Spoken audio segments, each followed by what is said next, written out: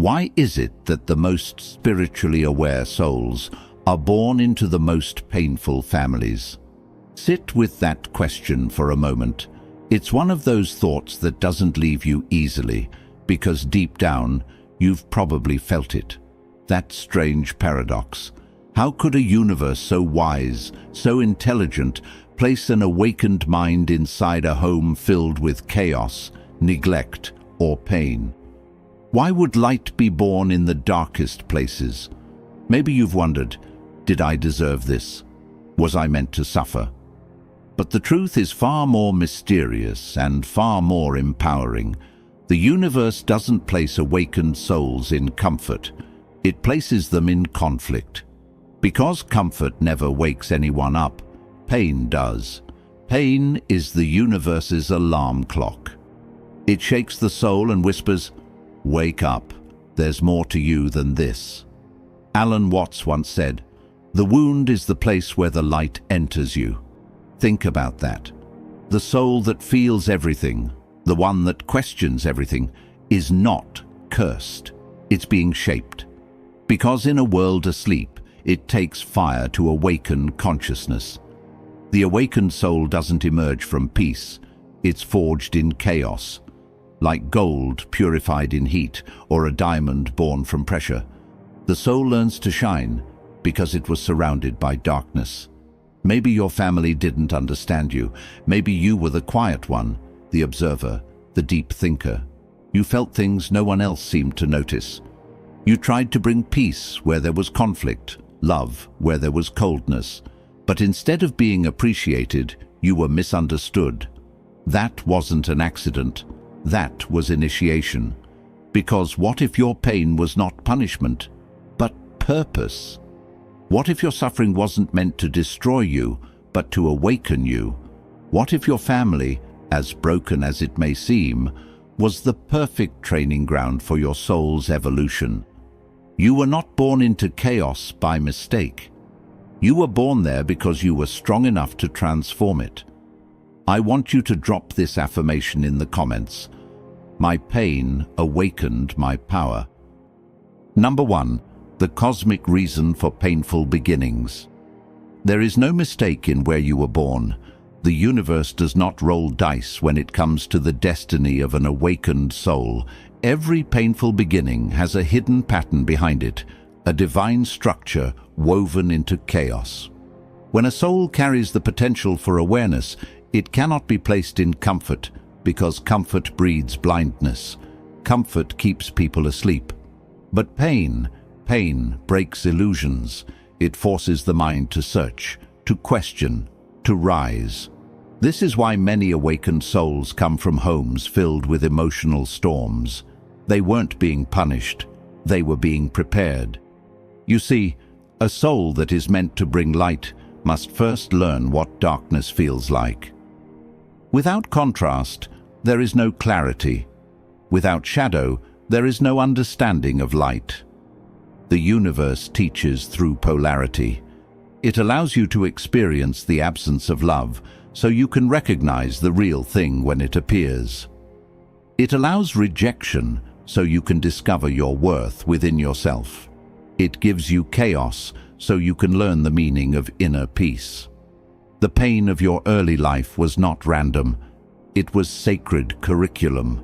It was the universe showing you what happens when unconsciousness rules over love, so that when your turn comes, you lead with awareness. Alan Watts once said, "The universe plays hide and seek with itself. The soul hides in pain, so it can rediscover its own light." That is the essence of your journey. The darkness of your family was never the end of your story. It was the beginning of your awakening. You were placed in the fire so that empathy could be born from your ashes. You were surrounded by misunderstanding so that you could understand. The reason your beginning was painful is because your soul's mission was powerful. You weren't sent here to repeat patterns. You were sent to reveal truth.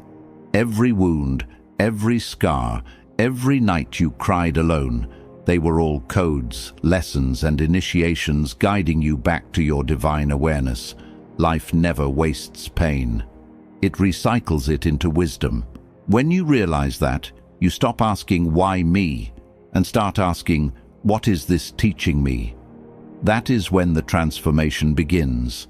The stars can only be seen in darkness, and maybe, just maybe, that's why your soul chose such a dark sky, so your light could finally be seen. Now, I want you to drop this affirmation in the comments. My pain has purpose. Number 2, the family as the first mirror. Your family is not your enemy, it is your first mirror. The original classroom where your soul begins to recognize itself. Every smile, every argument, every wound from them reflects a hidden lesson about who you are and who you are not.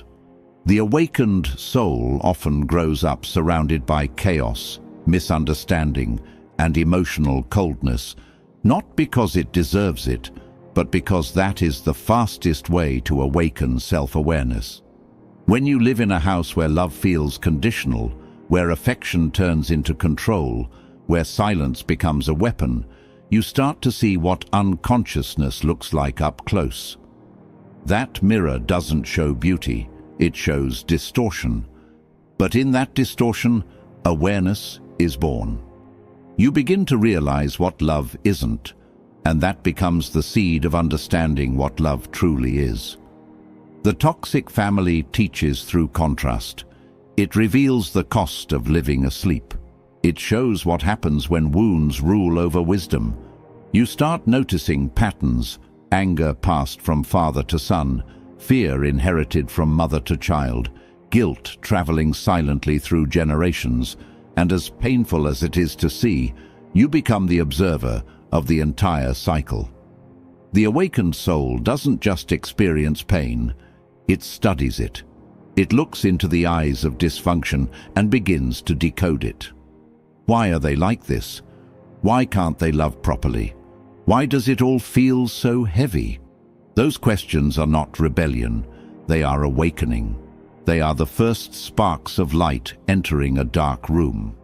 Alan Watts once said, "You do not understand yourself by running away from your family. You understand yourself by observing what they reflect within you."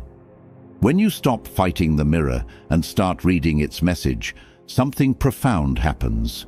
You start seeing that their pain was never personal. They projected what they never healed. Their anger wasn't against you, it was against their own unhealed stories. You realize that your family's dysfunction is not your identity. It is your initiation. The moment that understanding sinks in, you stop trying to change them, and you start transforming yourself. You stop seeking validation and start creating peace within you. Learn to separate their chaos from your clarity.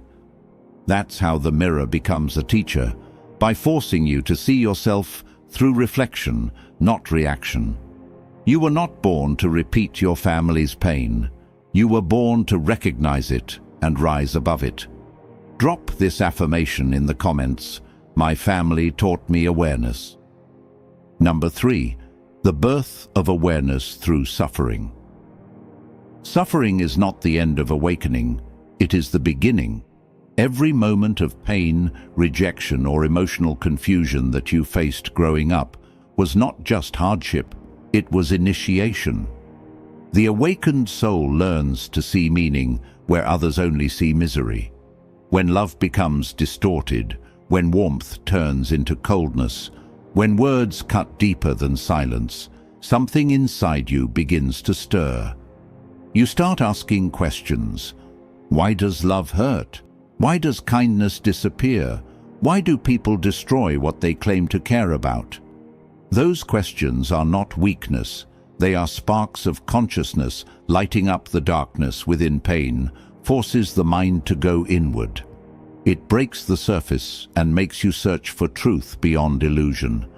You start realizing that love without awareness becomes control, and care without consciousness turns into manipulation. That realization is not born from books. It's born from surviving emotional fire. Alan Watts once said, "To suffer without understanding is hell. to suffer and see through it is awakening. That is exactly what happens when your soul transforms pain into perception.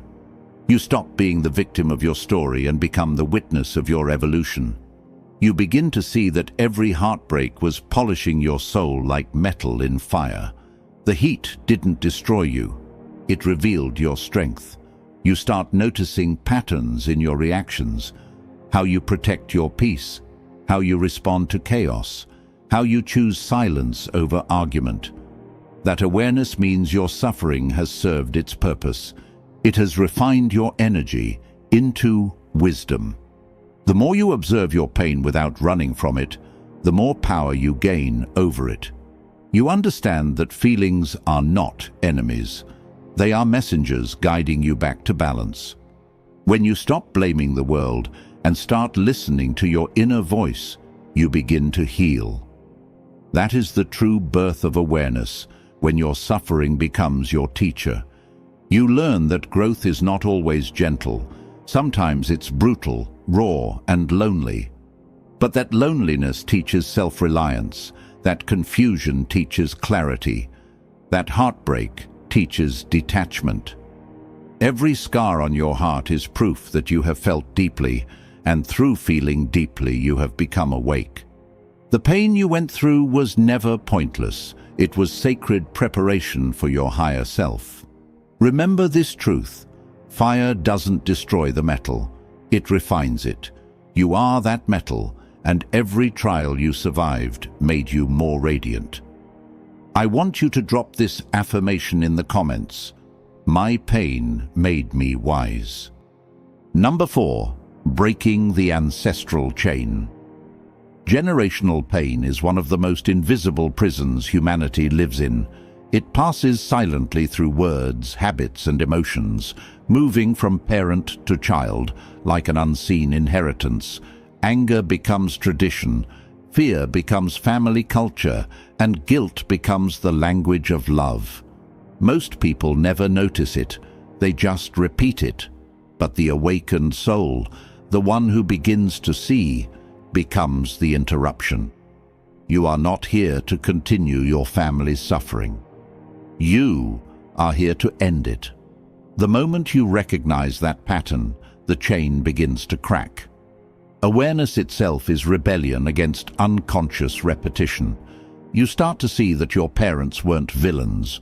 They were carriers of their own unhealed stories. They acted from pain they never knew how to process.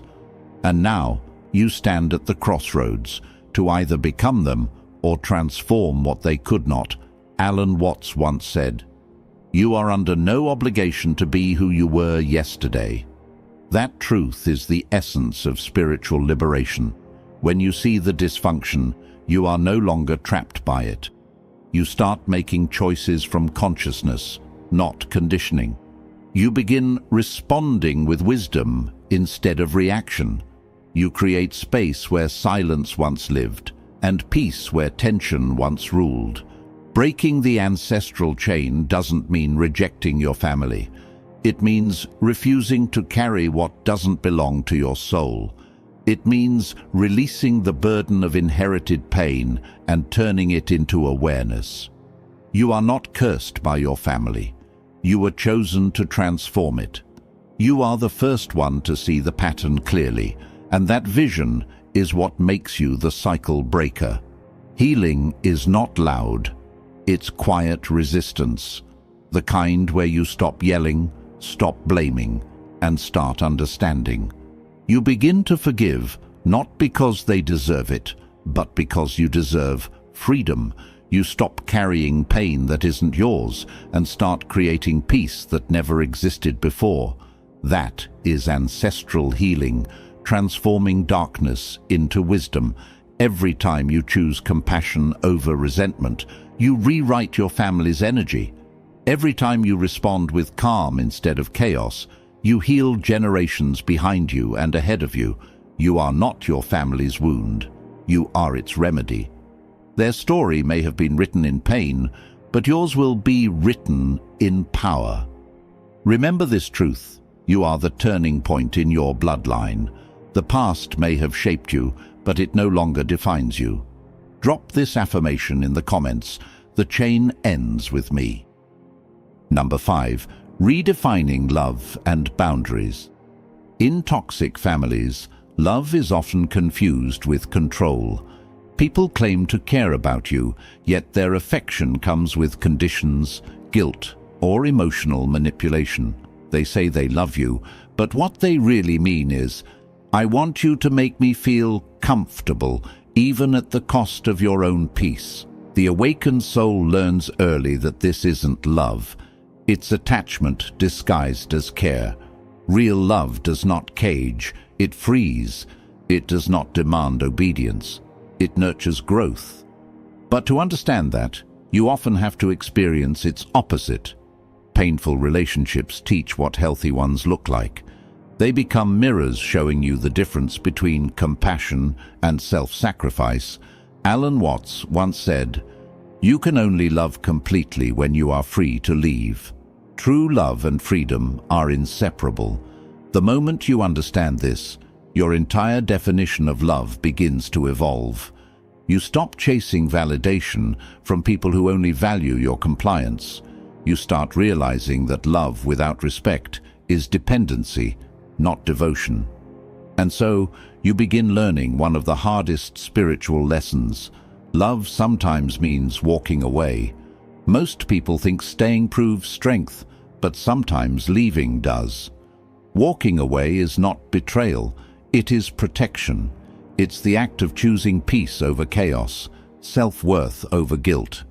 It's realizing that loving someone doesn't mean allowing them to harm you repeatedly.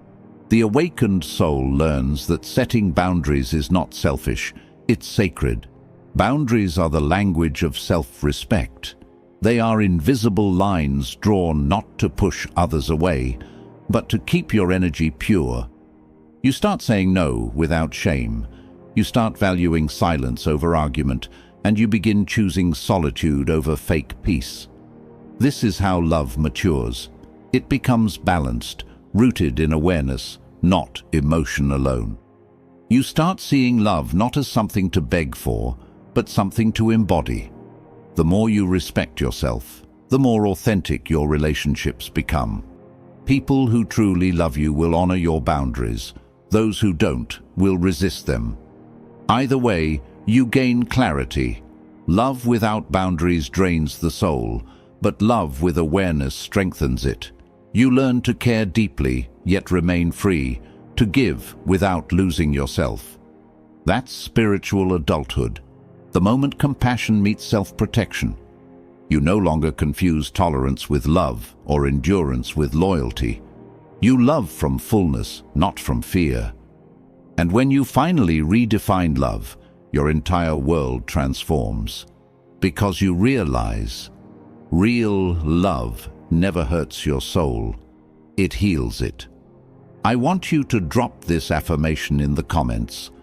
My love has boundaries. Number 6. Understanding without attachment. There comes a moment in every awakened soul's journey when you stop trying to fix others and start understanding them instead. You realize that awareness isn't about changing people, it's about seeing them clearly without losing your peace. This is the birth of emotional detachment, not from coldness, but from wisdom. The more conscious you become, the less you need to control. You start observing your family's behavior from a higher perspective, seeing the pain behind their actions. Their anger came from fear. Their silence came from shame. Their manipulation came from emptiness. When that truth settles in, compassion begins to replace resentment. But compassion is not permission. Understanding does not mean tolerating what destroys your peace. Alan Watts once said, "To understand life, you don't cling to it, you flow with it." That same principle applies to people. You cannot awaken anyone by force. You can only embody the light that invites them to awaken themselves. So you stop arguing for your truth. You stop trying to convince them to see what you see. Instead, you move in silence, grounded and calm, knowing that your peace itself is the greatest lesson you can offer. Understanding without attachment means you can forgive without returning, love without losing yourself, and care without being consumed. You stop expecting apologies that will never come, and you stop seeking closure from those incapable of giving it. You begin to understand that closure doesn't come from people, it comes from acceptance. The moment you stop needing them to change, you reclaim your freedom. This detachment is not arrogance, it's maturity. It's the understanding that you can't heal in the same environment that broke you, and sometimes the most spiritual thing you can do is walk away with grace. Forgiveness becomes your quiet strength. You don't forgive because they deserve it. You forgive because you deserve peace. Every grudge you release becomes space for your light to grow stronger. The awakened soul no longer fights the darkness. It simply shines through it. You realize that your family's pain is their path, not your responsibility. You can love them from afar while protecting your energy up close. That's what it means to love consciously. To hold compassion in your heart, but boundaries in your hands. When you master that, no one can emotionally enslave you again. You become free from the need to please, from the desire to prove, from the burden to fix. You simply exist in truth, peaceful, aware, unshakable. Understanding without attachment is the highest form of wisdom because it keeps your heart open while keeping your mind clear. Remember this, you can forgive in your heart and still protect your peace. Both are acts of love, one toward them, one toward yourself. Now, I want you to drop this affirmation in the comments. I choose peace over control. Number 7, transformation from darkness to light. There comes a sacred turning point in every awakened soul's journey.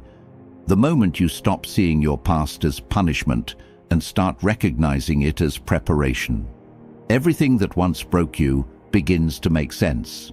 The pain that once felt meaningless starts revealing its purpose.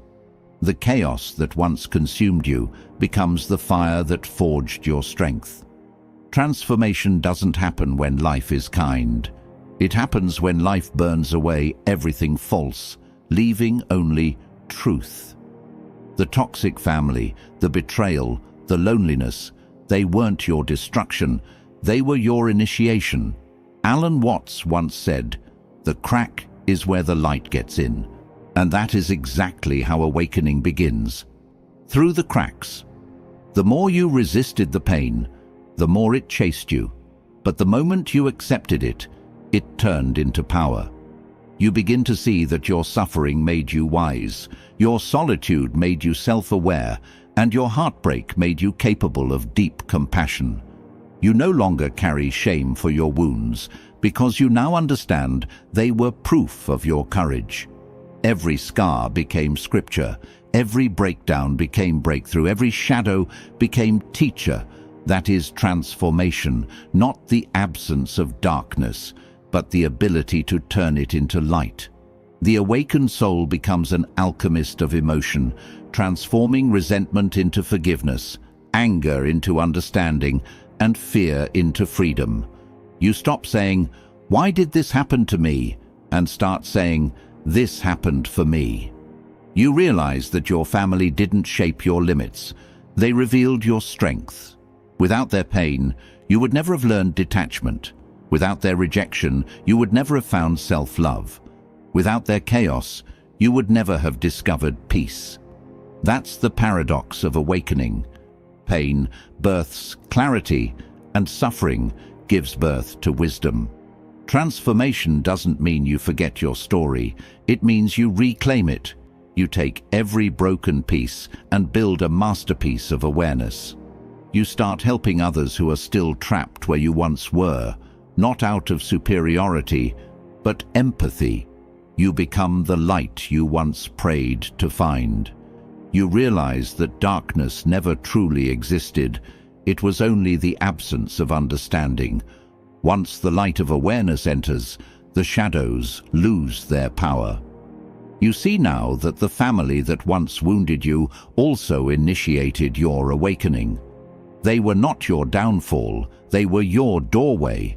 The universe did not punish you with them, it prepared you through them. Your story is not one of suffering, but of evolution. You walked through fire and came out illuminated. You turned what was meant to break you into the reason you became unbreakable. That is the real transformation. When your pain no longer defines you, but refines you. Drop this affirmation in the comments. My darkness made me light. So now, we arrive at the truth. The real reason awakened souls are born into toxic families. It's not karma, it's not curse, it's calling. The universe places the most conscious souls in the darkest places, not to destroy them, but to awaken them, because light is most powerful when it learns to shine through darkness. You were sent into that family not to be broken, but to become the one who ends the cycle. Every wound, every betrayal, every moment of silence shaped your awareness. You were the observer in the chaos, the calm in the storm, the consciousness born within confusion. And now you understand. You were never the victim of your family's pain.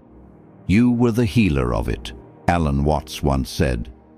The meaning of life is just to be alive.